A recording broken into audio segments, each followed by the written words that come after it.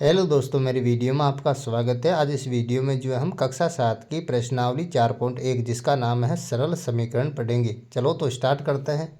देखो प्रश्न नंबर 1, निम्नलिखित सारणी के अंतिम स्तंभ को पूरा कीजिए।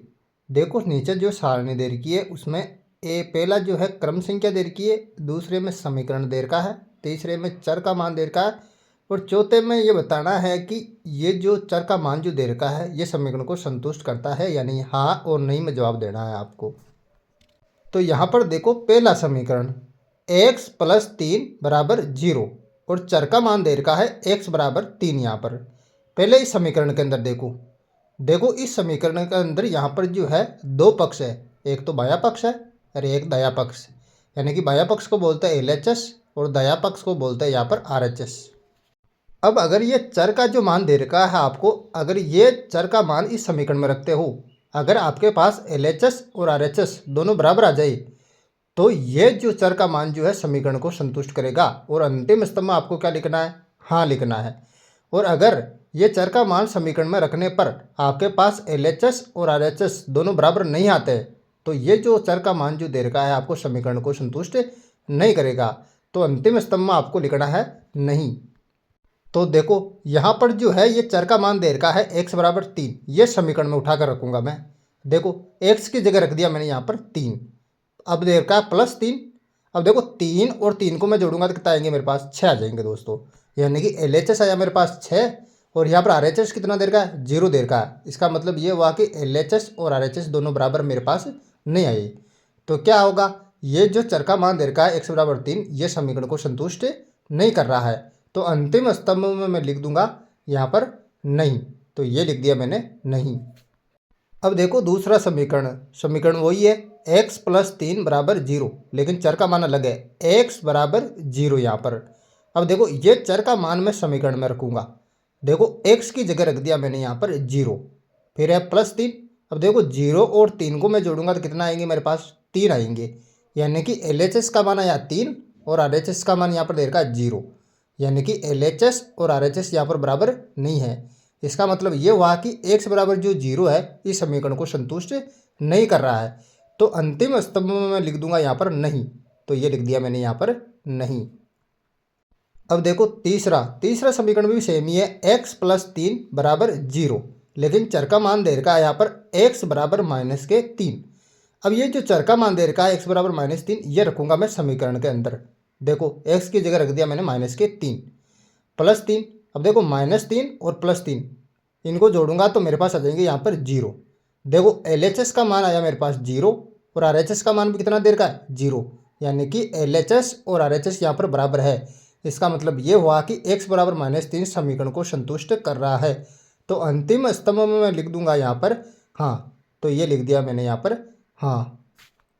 अब देखो चौथा समीकरण x - 7 = 1 और चर का मान यानी कि x का मान दे रखा है यहाँ पर 7। अब ये x का मान जो है मैं उठा कर रखूँगा समीकरण के अंदर, तो x की जगह रख दिया मैंने यहाँ पर देखो 7 और -7। अब देखो 7 में से माइनस करूँगा 7 तो कितना आएंगे मेरे पास यहाँ पर 0, यानी कि LHS का मान आ गया मेरे पास 0 और RHS का मान कितना दे रखा है, 1 दे रखा है। तो LHS और RHS दोनों बराबर नहीं है यहाँ पर। इसका मतलब ये हुआ कि x = जो 7 है वो इस समीकरण को संतुष्ट नहीं कर रहा है, तो मैं अंतिम स्तंभ में लिख दूंगा नहीं। तो ये लिख दिया मैंने यहाँ पर नहीं। अब देखो पांचवा और चौथा समीकरण सेम ही है, x - 7 = 1 और चर का मान यानी x का मान दे रखा है यहाँ पर 8। अब ये चर का मान जो है मैं उठा कर रखूँगा यहाँ पर समीकरण के अंदर। देखो x की जगह रख दूंगा मैं 8 और -7। 8 में से 7 गए तो कितने बचा, 1 बचा, यानी कि LHS का मान आया मेरे पास 1 और RHS का मान भी कितना देर का है, 1 देर का है, यानी कि LHS और RHS दोनों बराबर है यहाँ पर। इसका मतलब ये हुआ कि x = जो 8 है इस समीकरण को संतुष्ट कर रहा है, तो अंतिम स्तंभ में मैं लिख दूंगा यहाँ पर हाँ। तो ये लिख दिया मैंने यहाँ पर हाँ। अब देखो छठा समीकरण 5x = 25 और चर का मान दे रखा है यहाँ पर 0। ये चर का मान उठा कर रखूँगा मैं समीकरण के अंदर। देखो यहाँ पर 5 × x की जगह रख दूंगा मैं 0। 5 को 0 से गुणा किया तो कितना आया मेरे पास, यहाँ पर आया 0, यानी कि LHS का मान जो है यहाँ पर कितना है, 0 है और RHS का मान कितना दे रखा है 25, यानी कि LHS और RHS यहाँ पर बराबर नहीं है। इसका मतलब ये हुआ कि ये जो x बराबर 0 है ये समीकरण को संतुष्ट नहीं कर रहा है, तो अंतिम स्तंभ में लिख दूंगा मैं नहीं। तो ये लिख दिया मैंने यहाँ पर नहीं। अब देखो पहले का 7वां, 5x बराबर 25 और चर का मान अब की बार दे रखा है x बराबर यहाँ पर 5। अब ये जो x का मान है यानी कि चर का मान जो है समीकरण में उठाकर रखूँगा, यानी कि 5 गुणा x की जगह रख दिया मैंने 5। 5 को 5 से गुणा किया तो कितना है मेरे पास यहाँ पर 25, यानी कि LHS का मान आया मेरे पास 25 और RHS का मान भी कितना दे रखा है 25। इसका मतलब ये हुआ कि LHS और RHS यहाँ पर बराबर है। तो यहाँ पर अंतिम स्तंभ में मैं लिख दूंगा कि x बराबर जो 5 है वो समीकरण को संतुष्ट कर रहा है। इसका मतलब यहाँ पर लिख दूंगा मैं हाँ। तो ये लिख दिया मैंने यहाँ पर हाँ। अब देखो 8वां समीकरण, 5x बराबर 25 और यहाँ पर चर का मान दे रखा है आपकी बार x बराबर -5। अब ये x का मान उठाकर रखूँगा मैं समीकरण के अंदर। यहाँ देखो 5 गुणा x की जगह रख दिया मैंने -5। अब 5 को -5 से गुणा किया तो कितना है मेरे पास -25, यानी कि LHS का मान आया मेरे पास -25 और RHS का मान दे रखा है यहाँ पर +25, यानी कि LHS और RHS बराबर नहीं आया। इसका मतलब जो है x बराबर -5 समीकरण को संतुष्ट नहीं कर रहा है। तो अंतिम स्तंभ में मैं लिख दूंगा यहाँ पर नहीं। तो ये लिख दिया मैंने यहाँ पर नहीं। अब देखो 9वां समीकरण, यहाँ पर m/3 बराबर 2 और चर का मान दे रखा यानी कि m बराबर -6। अब ये m का मान जो है मैं समीकरण में उठाकर रखूँगा, यानी कि m की जगह रख दिया मैंने -6। अब दूंगा इसमें 3 का भाग, तो 3 दूना 6 यानी कि -2 आइए मेरे पास। LHS का मान आया -2 और RHS का मान दे रखा यहाँ पर +2, यानी कि LHS और RHS बराबर नहीं आया यहाँ पर। तो देखो इसका मतलब ये हुआ कि m बराबर -6 इस समीकरण को संतुष्ट नहीं कर रहा है। तो अंतिम स्तंभ में मैं लिख दूंगा यहाँ पर नहीं। तो ये लिख दिया मैंने यहाँ पर नहीं। अब देखो 10वां समीकरण है, m/3 बराबर 2 और चर का मान यानी कि m बराबर यहाँ पर दे रखा है 0। ये m का मान उठाकर रखूँगा मैं समीकरण के अंदर। देखो m की जगह रख दिया मैंने 0 और बटे के अंदर 3। अब देखो 0 में 3 का भाग दूंगा तो कितना आएगा 0 आएगा। तो LHS आया मेरे पास यहाँ पर 0 और RHS दे रखा है यहाँ पर +2, यानी कि LHS और RHS बराबर नहीं आया यहाँ पर। इसका मतलब ये हुआ कि m बराबर 0 जो है समीकरण को संतुष्ट यहाँ पर नहीं कर रहा है। तो अंतिम स्तंभ में मैं लिख दूंगा यहाँ पर नहीं। तो ये लिख दिया मैंने यहाँ पर नहीं। अब देखो 11वां समीकरण, ये भी सेम ही समीकरण है, m/3 बराबर 2, लेकिन यहाँ पर जो चर का मान दे रखा है m बराबर +6। अब ये m का मान जो है समीकरण में उठा कर रखूँगा मैं। तो देखो रखो देखे, m की जगह रख दिया मैंने 6 और बटे के अंदर आ जाएगा 3। 3 का भाग दूंगा 6 में तो 2 बार जाएगा। तो LHS का मान आया मेरे पास +2 और RHS का मान भी दे रखा है +2। तो ये LHS और RHS यहाँ पर बराबर है। इसका मतलब ये हुआ कि m बराबर 6 इस समीकरण को संतुष्ट कर रहा है। तो अंतिम स्तंभ में मैं लिख दूंगा हाँ। तो ये लिख दिया मैंने यहाँ पर हाँ। इस प्रकार से आसानी से आपको जो है यहाँ पर जो है हाँ नहीं भर देना है। देखो प्रश्न नंबर 2, जांच कीजिए कि कोष्टकों में दिए हुए मान दिए गए संगत समीकरणों के हल है या नहीं। देखो दूसरे का a समीकरण दे रखा है n+5 बराबर 19 और कोष्टक में दे रखा है n का मान 1 यहाँ पर। तो वापस समीकरण उतार लेता हूँ मैं, n+5 बराबर यहाँ पर 19। देखो आपको जांच करनी है। देखो जांच कैसे करनी है, आपको रखना है ये n का मान इस समीकरण के अंदर। अगर इस समीकरण में n का मान रखने के बाद आपके पास इस समीकरण का LHS और RHS दोनों बराबर आ जाते हैं तो n बराबर 1 जो है इस समीकरण का हल है, वरना जो है नहीं है। तो रखो देखे, ये n बराबर 1 इस समीकरण में रखूँगा मैं। तो n बराबर 1 रखने पर n बराबर 1 इस समीकरण में रख दूंगा। तो n की जगह रखो 1। अब तो n बराबर मैं रख दूंगा यहाँ पर 1। तो n की जगह रख दिया 1 +5 बराबर आ जाएगा मेरे पास यहाँ पर 19।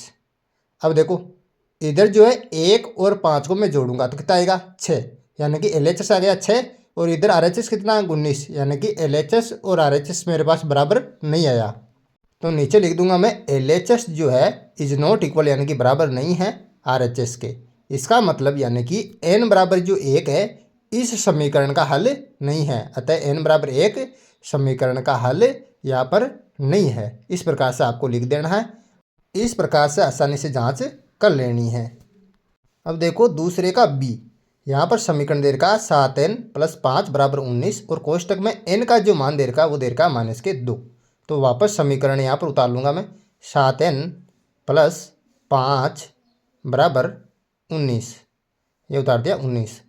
अब जो है मैं n का मान -2 रखूँगा, यानी कि n = -2 रखने पर देखो n की जगह रखूँगा -2।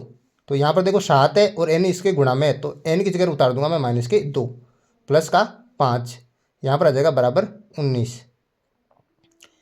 अब देखो मैं 7 को -2 से गुणा करूँगा तो आ जाएंगे मेरे पास -14 और प्लस के यहाँ पर आ जाएंगे 5 और बराबर का चिन्ह आ जाएगा और 19।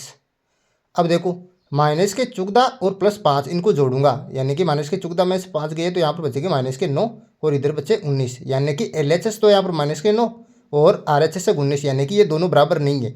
इसका मतलब है LHS और RHS दोनों बराबर नहीं आए, तो लिख दूंगा मैं LHS is not equal RHS। ये दोनों बराबर नहीं है, इसका मतलब जो है n बराबर -2 समीकरण का हल नहीं है। तो नीचे लिख दूंगा अतः n बराबर -2 समीकरण का हल नहीं है। इस प्रकार से जो है इस समीकरण की हमने जांच कर ली है। अब देखो दूसरे प्रश्न का सी। 7n + 5 = 19 और n का जो मान दे रखा है कोष्टक में वो दे रखा है 2। तो वापस समीकरण उतारूंगा मैं यहाँ पर। 7n + 5 = 19। अब देखो कोष्टक में n का मान 2 दे रखा है, तो इस समीकरण में रखूँगा वो 2 n का मान इसमें, तो n = 2 रखने पर अब देखो n की जगह रखो 2, यहाँ पर 7 n गुणा में है तो n की जगह रख दूंगा मैं 2 + 5 बराबर आ जाएगा यहाँ पर 19। तो ये लिख दिया मैंने 19। अब देखो 7 को मैं 2 से गुणा करूँगा तो 7 दूने यहाँ पर आ जाएगा 14 प्लस का 5 बराबर आ गया यहाँ पर 19। तो ये लिख दिया मैंने 19। अब देखो इधर जो 14 और 5 को मैं जोड़ूंगा तो कितना आएगा 19 आएगा।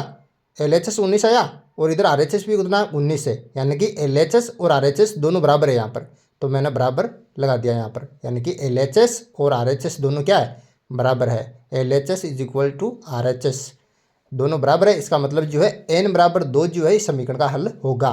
तो अतः n = 2 समीकरण का हल है। तो लिख दिया मैंने अतः n = 2 समीकरण का हल है। इस प्रकार से आसानी से इसकी भी जांच हमने कर ली है। अब देखो डी।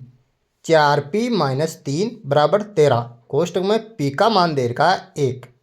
तो देखो वापस समीकरण उतार लूँगा मैं। 4p - 3 बराबर का 13, ये उतार दिया 13। अब देखो p = 1 रखने पर, यानी कि p का मान समीकरण में रखूँगा, p = 1 रखने पर अब देखो समीकरण में दे रखा है 4 और p गुणा में है तो गुणा में आ जाएगा यहाँ पर 1 - 3 बराबर यहाँ पर आ जाएगा 13, ये लिख दिया मैंने 13। अब देखो इधर 4 को 1 से गुणा करोगे आप तो 4 एकम 4 और इधर आएगा -3 बराबर का आ जाएगा यहाँ पर 13। अब देखो 4 में से 3 घटाओ, 4 में से 3 घटाया तो मेरे पास आ जाएगा 1, ये आया LHS और इधर RHS है 13, यानी कि LHS और RHS दोनों बराबर नहीं है यहाँ पर। तो मैं लिख दूंगा LHS is not equal RHS, यानी कि LHS और RHS बराबर नहीं है, इसका मतलब है p = 1 भी जो है इस समीकरण का हल नहीं होगा। अतः p = 1 समीकरण का हल नहीं है। इस प्रकार से आसानी से हमने जांच कर ली। अब देखो दूसरे प्रश्न का यहाँ पर जो है ई। 4p - 3 = 13 कोष्टक में p का मान दे रखा है माइनस का यहाँ पर 4। तो देखो 4p - 3 बराबर का यहाँ पर जो है 13।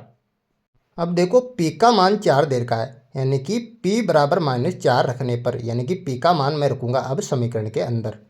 तो देखो यहाँ पर देखो 4p है तो 4 और p की जगह रखूँगा माइनस का यहाँ पर 4, तो 4 कोष्टक -4 और -3 बराबर आ जाएगा यहाँ पर 13। तो ये लिख दिया 13। अब देखो 4 को -4 से गुणा करूँगा तो आएगा -16 और यहाँ पर आ गए -3 बराबर आ जाएगा 13 यहाँ पर। अब देखो -16 और -3 समान चिन्ह है, इसका मतलब जुड़ेंगे ये, -16 -3 को जोड़ा तो -19 और इधर आया 13, यानी कि LHS है -19 और RHS है 13, यानी कि दोनों बराबर नहीं है। यानी कि LHS और RHS दोनों बराबर नहीं है। LHS is not equal RHS। इसका मतलब ये हुआ कि P बराबर -4 जो है इस समीकरण का हल नहीं होगा। अतः P बराबर -4 समीकरण का हल नहीं है। इस प्रकार से जो है आसानी से आपको जांच कर लेनी है। अब देखो दूसरे का F। देखो F में समीकरण दे रखा है 4P - 3 बराबर 13 और P का मान दे रखा है कोष्टक में 0 यहाँ पर। तो देखो वापस समीकरण में उतार लेता हूँ। 4P माइनस का 3 बराबर यहाँ पर आ जाएगा 13। अब जो कोष्टक में P का मान 0 दे रखा है वो रखूँगा इस समीकरण के अंदर, यानी कि P बराबर 0 रखने पर देखो P की जगह अब रखूँगा मैं 0। तो देखो 4 यहाँ पर गुणा के अंदर आ जाएगा 0। अब देखो माइनस का 3 बराबर का यहाँ पर आ जाएगा 13। अब देखो 4 को मैं 0 से गुणा करूँगा तो यहाँ पर आ जाएगा 0 माइनस का 3 बराबर का आ जाएगा 13। तो ये लिख दिया यहाँ पर 13। अब देखो 0 में से -3 करोगे तो माइनस का 3 बचेगा, यानी कि LHS आया -3 और इधर RHS है 13, यानी कि LHS और RHS दोनों बराबर नहीं है। तो इज नॉट इक्वल, यानी कि LHS is not equal RHS। इसका मतलब ये हुआ कि P बराबर जो 0 है इस समीकरण का हल नहीं होगा। अतः P बराबर 0 जो है समीकरण का हल नहीं होगा। इस प्रकार से जांच कर लेनी है आपको आसानी से। अब देखो प्रश्न नंबर 3। प्रयत्न और भूल विधि से निम्नलिखित समीकरणों को हल कीजिए। देखो नीचे समीकरण दे रखा है पहला 5P + 2 बराबर 17। इसका हल ज्ञात करना है प्रयत्न और भूल विधि से। देखो सबसे पहले आपको क्या करना है, इस समीकरण का उठाना है LHS। आपको P का मान जो है आपकी इच्छा अनुसार 0 से लेकर और आप जो है आसानी से जो भी चाहे मान रख सकते हैं। आपको तब तक मान रखते रहना है P का जब तक कि जो है ये RHS के बराबर नहीं हो जाए। तो मैं यहाँ पर उठा रहा हूँ LHS। यहाँ पर देखो LHS उठाया तो देखो 5P + 2 ये है समीकरण का LHS। आपको P का मान आपकी इच्छा अनुसार रखना है 0 से लेकर, है ना। तो मैं सबसे पहले रख रहा हूँ 0, यानी कि P बराबर 0 रखने पर अब देखो P की जगह रखूँगा मैं यहाँ पर 0। तो 5 P की जगह रखूँगा 0, यानी कि 5 × 0 प्लस का यहाँ पर आया 2। देखो 5 को मैं 0 से गुणा करूँगा तो कितना आएगा, 5 को 0 से गुणा करूँगा तो आएगा बराबर में 0 प्लस यहाँ पर 2। अब देखो बराबर 0 और 2 को जोड़ूंगा तो यहाँ पर बराबर कितना आएगा, मेरे पास 2 आया। यानी कि ये जो LHS आया वो आया 2 और ऊपर RHS कितना है, RHS है 17, यानी कि LHS और RHS जो है बराबर नहीं आया, यानी कि LHS is not equal RHS। इसका मतलब है कि P बराबर 0 तो समीकरण का हल नहीं है। तो मैं आगे बढ़ूंगा, यानी कि P बराबर 1 रख के देखूंगा इस समीकरण के अंदर। तो P बराबर 1 रखने पर तो देखो 5 गुणा और P की जगह रख दिया मैंने 1 प्लस यहाँ पर 2, बराबर का चिन्ह लगाऊंगा यहाँ पर, ये लगा दिया बराबर का चिन्ह। 5 को 1 से गुणा करूंगा तो आ जाएगा 5 प्लस का यहाँ पर आ गया 2। अब बराबर का चिन्ह लगाऊंगा यहाँ पर, ये लगा दिया बराबर का चिन्ह। 5 और 2 को जोड़ूंगा तो आए 7, यानी कि LHS तो आया मेरे पास 7 और RHS कितना उधर वहाँ पर 17, यानी कि LHS और RHS बराबर नहीं आया अभी भी मेरे पास। इसका मतलब P बराबर 1 भी जो है समीकरण का हल नहीं होगा। अब आगे बढ़ूंगा और मैं अब की बार रखूंगा P बराबर 2 रखने पर। ऐसे रखते जाना जब तक कि LHS और RHS आपके पास बराबर नहीं आए। तो देखो यहाँ पर 5 और P की जगह रखूँगा आपकी बार 2 में प्लस यहाँ पर आ जाएगा 2। 5 को 2 से गुणा करूँगा तो बराबर का चिन्ह लगा के यहाँ पर लगाऊंगा 10 प्लस का 2। अब 10 और 2 को मैं जोड़ूंगा तो देखो यहाँ पर 10 और 2 को जोड़ूंगा तो यहाँ पर आ जाएंगे 12। ये आया LHS हमारे पास। RHS कितना वहाँ पर 17, यानी कि LHS और RHS अभी भी बराबर नहीं आया। LHS is not equal RHS। इसका मतलब ये है कि P बराबर 2 भी समीकरण का हल नहीं होगा। और आगे बढ़ूंगा मैं P बराबर 3 रखने पर। ऐसे रखते जाना जब तक कि LHS और RHS बराबर नहीं आए। P बराबर 3 रखने पर तो देखो यहाँ पर 5 P की जगह रखूँगा 3 प्लस का यहाँ पर 2। अब लगाऊंगा मैं बराबर का चिन्ह और 5 को 3 को गुणा करूँगा तो 5 3 आ गए मेरे पास 15 प्लस के 2। अब जो है 15 और 2 को जोड़ के लिखूंगा, यानी कि बराबर का चिन्ह 15 और 2 कितना आ गया 17, यानी कि LHS अब की बार आ गया 17 और RHS भी कितना वहाँ पर 17 है। तो LHS और RHS दोनों बराबर आए अब की बार हमारे पास। तो LHS इज इक्वल RHS। इसका मतलब जो है P बराबर 3 जो है इस समीकरण का हल होगा। तो P का मान होगा 3। तो अतः मैं लिख दूंगा अतः P बराबर 3 जो है इस समीकरण का हल होगा। तो यह है प्रयत्न और भूल विधि। इस प्रकार से आसानी से आपको जो समीकरण का हल ज्ञात कर लेना है। अब देखो तीसरे का दूसरा समीकरण 3m माइनस 14 बराबर 4। इसका जो है प्रयत्न और भूल विधि से जो है हल ज्ञात करना है। तो मैं सबसे पहले उठाऊंगा इसका LHS। तो LHS क्या है इसका 3m माइनस के 14। तो मैंने उतार दिया 3m माइनस के 14 यहाँ पर। अब देखो आपको जो है m का मान आपकी इच्छा अनुसार रखते जाना, जबकि LHS और RHS बराबर नहीं है। तो मैं सबसे पहले m बराबर 0 रखूँगा यहाँ पर। तो m बराबर 0 रखने पर तो देखो 3 गुणा m की जगह रखूँगा मैं 0, माइनस का यहाँ पर आ जाएगा 14। अब बराबर का चिन्ह रखूँगा यहाँ पर, बराबर का चिन्ह 3 को 0 से गुणा करूँगा तो आएगा 0, माइनस का यहाँ पर आ जाएगा 14। अब देखो 0 में से 14 में घटाऊँगा तो यहाँ पर माइनस के 14 बचेंगे मेरे पास, ये बचे माइनस के 14। यानी कि LHS आया माइनस के 14 और वहाँ पर RHS कितना है 4। तो LHS और RHS बराबर नहीं है, यानी कि LHS is not equal RHS। इसका मतलब ये हुआ कि ये जो m बराबर 0 है इस समीकरण का हल नहीं होगा। तो अब रखूँगा मैं m बराबर 2 रखने पर। आपकी इच्छा अनुसार रख सकते हो आप। m बराबर 2 रख रहा हूँ मैं आपकी बार। तो देखो 3 गुणा 2 माइनस का 14, यानी कि m की जगह रख दिया मैंने 2। अब बराबर का चिन्ह लगूंगा यहाँ पर, 3 को 2 से गुणा करूँगा तो आएंगे 6, माइनस का यहाँ पर आ जाएगा 14। अब देखो यहाँ पर माइनस के 14 बढ़े, यानी कि माइनस 14 में 6 गए तो 8 बचेंगे किसके माइनस के। यानी कि देखो यहाँ पर LHS माइनस 8 है, वहाँ पर RHS 4 है। तो LHS और RHS बराबर नहीं है, तो m बराबर 2 भी समीकरण का हल नहीं होगा। तो अब रखूँगा मैं m बराबर 4 रखने पर। तो m बराबर 4 रखो देखे समीकरण के अंदर। यहाँ पर देखो 3 गुणा m की जगह रख दूंगा 4, माइनस यहाँ पर 14। अब बराबर का चिन्ह लगाऊंगा यहाँ पर। देखो 3 चौक कितने हो गए 12 होंगे, और माइनस का यहाँ पर 14। अब देखो 12 माइनस 14 करूँगा मैं तो माइनस के 2 बचेंगे यहाँ पर, क्योंकि माइनस 14 बढ़े तो माइनस के 2। देखो LHS आया माइनस के 2 और RHS कितना वहाँ पे 4। तो LHS और RHS अभी भी बराबर नहीं आया मेरे पास। LHS is not equal RHS। इसका मतलब ये हुआ कि m बराबर 4 भी जो है समीकरण का हल नहीं होगा। अब रखूँगा मैं m बराबर 6 रखने पर, यानी कि m बराबर 6 रखूँगा अब। तो m बराबर 6 रखो देखे यहाँ पर LHS में, यानी कि 3 गुणा m की जगह रख दिया 6, माइनस का यहाँ पर आ जाएगा 14। अब देखो 3 को 6 से गुणा करूँगा तो कितना आ जाएगा, बराबर का चिन्ह लगाऊंगा, 3 छंग होता है 18। तो ये लगा दिया 18 माइनस का 14। अब देखो 18 माइनस 14 करूँगा तो कितने बचेंगे, 18 में से 14 जाएंगे तो बचेंगे 4।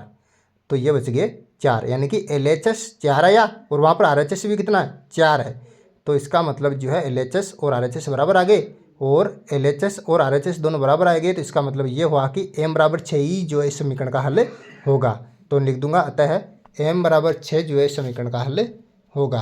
तो ये लिख दिया मैंने, m बराबर 6 समीकरण का हल होगा। इस प्रकार से जो है प्रयत्न और भूल विधि से समीकरण का हल ज्ञात कर लेना है। Very simple.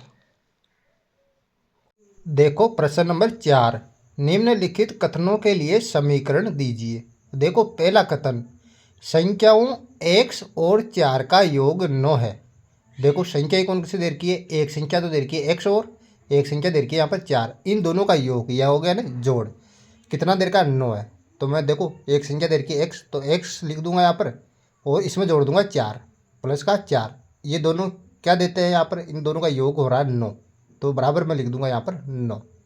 तो इस प्रकार से जो आपको समीकरण बनाना है, तो ये लिख दिया मैंने 9 यहाँ पर, x प्लस 4 बराबर 9, ये समीकरण हो जाएगा यहाँ पर।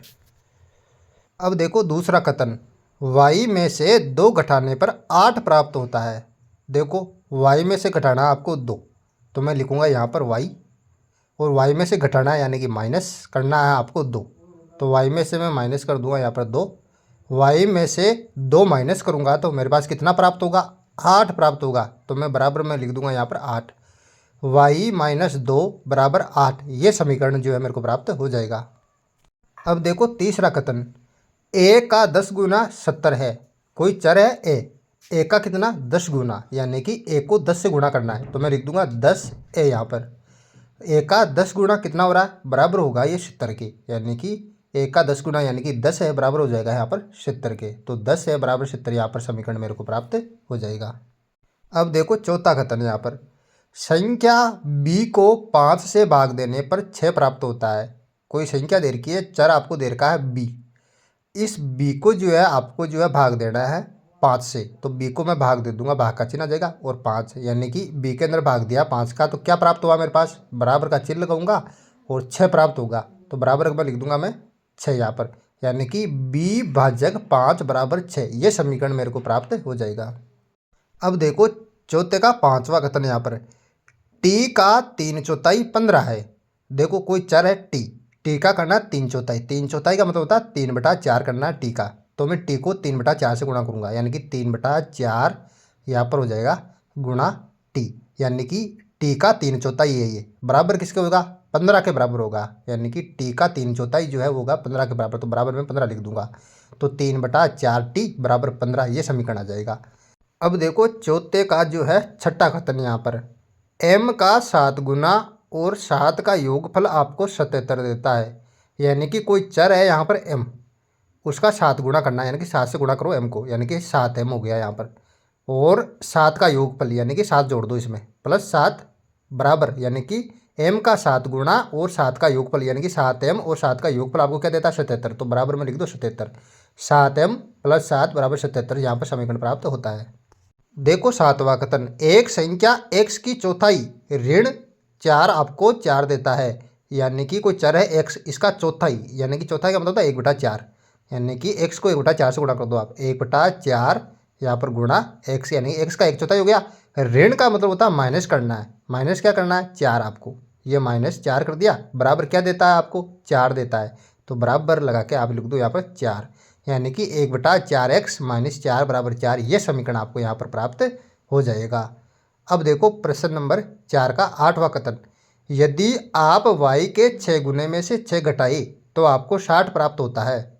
देखो कोई चर दे रखा है y का 6 गुना, यानी कि y को 6 से गुणा करना है, तो मैं लिख दूंगा 6y यहाँ पर, में से 6 घटाइए, 6y में से अब घटाऊंगा मैं 6, तो -6 कर दूंगा, तो आपको क्या देता है 60 देता है। तो बराबर का चिन्ह लगाऊंगा और 60 यहाँ पर प्राप्त हो जाएगा, तो ये 60 लिख दूंगा बराबर के लगा के, तो 6y - 6 बराबर 60, ये समीकरण यहाँ पर प्राप्त होगा। अब देखो चौथे का 9वां कथन, यदि आप जेड के 1/3 में 3 जोड़े तो आपको 30 प्राप्त होता है। देखो कोई चर है जेड, इसका 1/3 करना है सबसे पहले, तो 1/3 का मतलब होता है 1/3, यानी कि 1/3 गुणा जेड यहाँ पर हो जाएगा, यानी कि जेड का 1/3 हो गया ये। अब इसमें क्या जोड़ना, 3 जोड़े, तो 3 जोड़ दूंगा मैं, प्लस का 3, अब क्या प्राप्त होता है 30, तो बराबर का चिन्ह लगाओ, हमें प्राप्त हो जाएगा यहाँ पर 30, तो ये लिख दिया 30, तो 1/3 जेड प्लस 3 बराबर 30, ये समीकरण हमें प्राप्त होता है। अब देखो प्रश्न नंबर 5, निम्नलिखित समीकरणों को सामान्य कथनों के रूप में लिखिए। देखो पहला समीकरण p + 4 बराबर 15 दे रखा है, तो देखो p और 4 का योगफल 15 है, यानी कि p प्लस का मतलब योग, यानी कि p और 4 का योग 15 है, तो इस प्रकार कथन के रूप में लिख देना है इसको।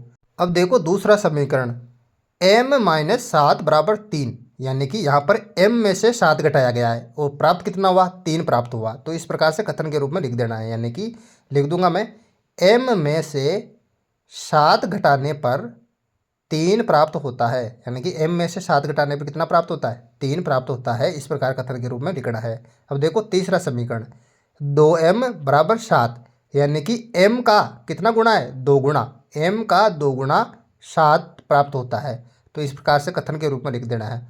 तो देखो m का 2 गुणा 7 है। तो अब देखो पांचवे का चौथा समीकरण यहाँ पर m/5 बराबर 3। देखो यहाँ पर m में 5 का भाग दे रहे हैं हम, तो हमें कितना प्राप्त हो रहा है 3 प्राप्त हो रहा है, तो मैं लिख दूंगा यहाँ पर नीचे हल के अंदर कि m को 5 से भाग देने पर, m को 5 से भाग देने पर 3 आता है, इस प्रकार से लिख देना है आपको आसानी से। अब देखो पांचवे का पांचवा 3m/5 बराबर 6, यानी कि m के 3 गुने में 5 का भाग दे रहे हैं अब की बार, तो हमें कितना प्राप्त होगा 6 प्राप्त होगा, तो नीचे लिख दो यहाँ पर m के 3 गुने में 5 से भाग देने पर हमें 6 आता है, इस प्रकार से लिख देना है। अब देखो पांचवे का छठा 3p + 4 बराबर 25। देखो p के 3 गुने में 4 जोड़ने पर, देखो +4 है तो 4 जोड़ रहे हैं हमें, तो हमें क्या प्राप्त होता है 25। तो p के 3 गुना में 4 जोड़ने पर ये अगर 4 जोड़ा जाता है तो 25 आता है। इस प्रकार से लिख देना है आपको। अब देखो 7वां, 4p-2 बराबर 18, यानी कि p के 4 गुने में से 2 घटाया जाता है तो 18 आता है। इस प्रकार से लिख देना है। तो देखो देखे, यानी कि p के 4 गुना में यानी कि p के 4 गुना में से 2 घटाने पर 18 आता है। इस प्रकार से लिख देना है। अब देखो 5वें का 8वां, p/2, p/2 का मतलब p का आधा +2, यानी कि 2 जोड़ा जाता है तो 8 आता है। तो मैं लिख दूंगा यहाँ पर p के आधे में 2 जोड़ा जाता है तो 8 आता है, यानी कि p के आधे में 2 जोड़ा जाता है तो 8 आता है। इस प्रकार से आपको जो है इनके कथन लिख देने हैं समीकरणों के। Very simple. देखो प्रश्न नंबर 6, निम्नलिखित स्थितियों में समीकरण बनाइए। देखो पहली स्थिति, इरफान कहता है कि उसके पास परमित के पास जितने कंचे हैं उनके 5 गुने से 7 अधिक कंचे हैं। इरफान के पास 37 कंचे हैं। परमित के पास कंचों की संख्या को m लीजिए। देखो यहाँ पर जो परमित के पास जो कंचे हैं उनको आपको m मानना है। तो सबसे पहले यहाँ पर लाइन लिख लो आप कि माना परमित के पास जो कंचे हैं वो है कुल कंचे m। तो माना परमित के पास कंचों की संख्या मैंने लिख दी यहाँ पर, कितनी लेनी है आपको, m लेनी है।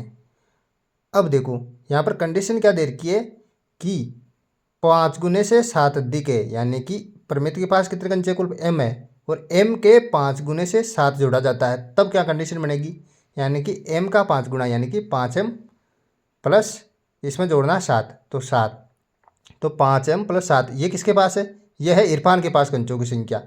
तो 5 गुने से 7 अधिक कंचे बराबर किसके होंगे, 37 के, क्योंकि इरफान के पास 37 कंचे है कुल। ये संख्या भी दे रखी है और कंडीशन भी दे रखी है इरफान की। तो देखो 5m + 7 बराबर आ जाएगा यहाँ पर 37। इस प्रकार से जो आपको यहाँ पर बना लेना है समीकरण। अब देखो छठे का दूसरा, लक्ष्मी के पिता की आयु 49 वर्ष है। उनकी आयु लड़की की आयु के 3 गुने से 4 वर्ष अधिक है। तो लक्ष्मी की आयु को y वर्ष लेना है आपको।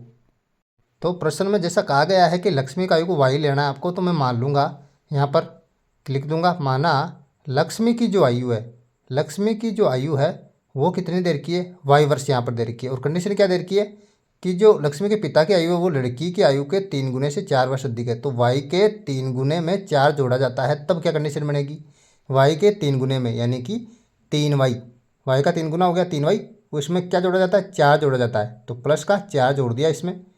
अब देखो ये किसकी आयु है, ये इसके पिता की आयु के बराबर होगा।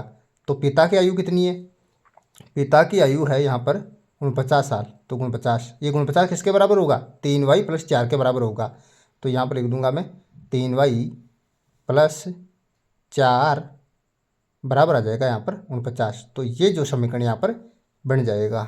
अब देखो छठे का यहाँ पर जो है तीसरा, अध्यापिका बताती है कि उनकी कक्षा में एक विद्यार्थी द्वारा प्राप्त किए गए अधिकतम अंक प्राप्त किए गए न्यूनतम अंक का दुगुना धन 7 है। प्राप्त किए गए अधिकतम अंक 87 है, तो न्यूनतम प्राप्त किए गए अंकों को एल लीजिए। देखो यहाँ पर विद्यार्थी द्वारा जो न्यूनतम अंक प्राप्त किए गए उनको एल लेना है, आपको मान लेना है। तो सबसे पहले मैं एक लाइन लिख दूंगा यहाँ पर कि विद्यार्थी द्वारा प्राप्त किए गए न्यूनतम अंक मान लूँगा मैं एल यहाँ पर। तो लिखो कि माना प्राप्त किए गए न्यूनतम अंक, यानी कि न्यूनतम अंक कितना यहाँ पर है एल। अब देखो और विद्यार्थी द्वारा प्राप्त किए गए अधिकतम अंक किसके बराबर है, वो है न्यूनतम अंक का दुगुना धन 7, यानी कि न्यूनतम अंक के दुगुने में आपको जोड़ना है 7। तब क्या कंडीशन बनेगी, तब आपको यह कंडीशन बनेगी यानी कि एल का दुगुना करना है, यानी कि 2l हो जाएगा और इसका धन 7 यानी कि जोड़ना है 7 इसमें, 2l + 7। यह है प्राप्त किए गए अधिकतम अंक के बराबर। अधिकतम अंक कितना 87 है। तो प्राप्त किए गए अधिकतम अंक, प्राप्त किए गए अधिकतम अंक कितना हो जाएगा, वो हो जाएगा यहाँ पर 87। तो बराबर लिख दूंगा 87, और 87 किसके बराबर है, यहाँ पर 2l + 7 के बराबर है। तो मैं नीचे लिख दूंगा 2l, यहाँ पर 2l + 7, ये बराबर हो जाएगा यहाँ पर 87 के। तो ये हो जाएगा, लिख दूंगा मैं यहाँ पर 87। तो ये जो है यहाँ पर समीकरण बना। अब देखो छठे का यहाँ पर चौथा, एक समद्विबाहु त्रिभुज में शीर्ष कोण प्रत्येक आधार कोण का दुगुना है। मान लीजिए प्रत्येक आधार कोण बी डिग्री है। ये याद रखिए कि त्रिभुज के तीनों कोणों का योग 180 डिग्री होता है। देखो कोई त्रिभुज है मान लो, और इसका जो शीर्ष कोण है वो आधार कोण का कितना है, दुगुना है। देखो मैं मान लेता हूँ आधार कोण जो है इसके, ये दोनों आधार कोण है वो बी डिग्री के है, तो शीर्ष कोण जो है आधार डिग्री के दुगुना है, तो ऊपरला शीर्ष कोण कितने का हो जाएगा, दो बी डिग्री का हो जाएगा। तो देखो मैं मान लूँगा कि माना आधार कोण जो है वो कितने डिग्री का है, बी डिग्री का, तो शीर्ष कोण कितने डिग्री का हो जाएगा यहाँ पर। तब यहाँ पर जो है शीर्ष कोण कितने डिग्री का होगा, शीर्ष कोण जो है आधार डिग्री का दोगुना है, तो 2 बी डिग्री हो जाएगा यहाँ पर शीर्ष कोण। ठीक है। अब हम जानते हैं कि त्रिभुज के अंत्य कोणों का योग होता है 180 डिग्री। तो देखो मैं लिख दूंगा यहाँ पर त्रिभुज के तीनों कोणों का योग कितना हो जाएगा, 180 डिग्री। तो ये लिख दिया मैंने यहाँ पर 180। अब जो दो तो आधार कोण है कितने कितने डिग्री के, बी डिग्री के, एक शीर्ष कोण है 2 बी डिग्री का, तो तीनों को जोड़ो, B degree plus B degree, ये तो हो गए दोनों आधार कोण, और एक हो जाए शीर्ष कोण 2 बी डिग्री। ये तीनों कोणों को जोड़ दिया, इनका योग किसके बराबर आएगा, 180 डिग्री के बराबर आ जाएगा। तो ये लिख दिया मैंने 180 डिग्री। अब देखो इन सबको जोड़ दूंगा, 2b और 2b को जोड़ूंगा 4b डिग्री हो जाएगा यहाँ पर, ये हो गया 4b डिग्री बराबर आ जाएगा मेरे पास 180 डिग्री। तो ये जो है यहाँ पर 4b डिग्री बराबर 180 डिग्री जो है ये समीकरण यहाँ पर आ गया। Very simple.